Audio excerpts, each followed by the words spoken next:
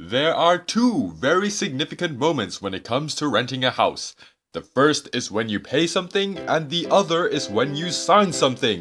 Today on Channel My Housing, we will be talking about 4 things you must do before agreeing to pay or sign anything.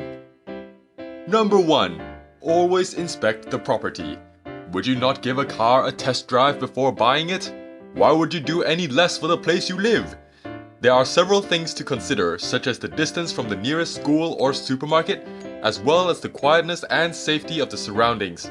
Never rush in your inspection, as it could lead to a very uncomfortable stay. Number 2.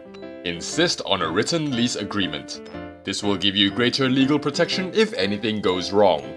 Upon receiving the lease agreement, search the lease for essentials such as the payment of utilities, subletting, details relating to rent, and what happens if you have to leave before your lease is up. Don't sign a document if you don't understand it, and if you have concerns about a lease agreement, contact your local consumer service. Number 3. Get to know the landlord. Instead of corresponding fully by email, try to make the effort to meet up with them to inspect the house or discuss the terms of lease.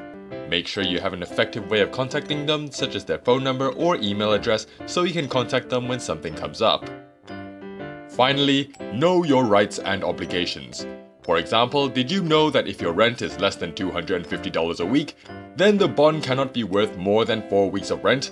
Or did you know that if you signed a fixed-term lease after March 2014, the landlord cannot increase your rent? We will be releasing another video to talk about rights and obligations, so remember to subscribe to our channel.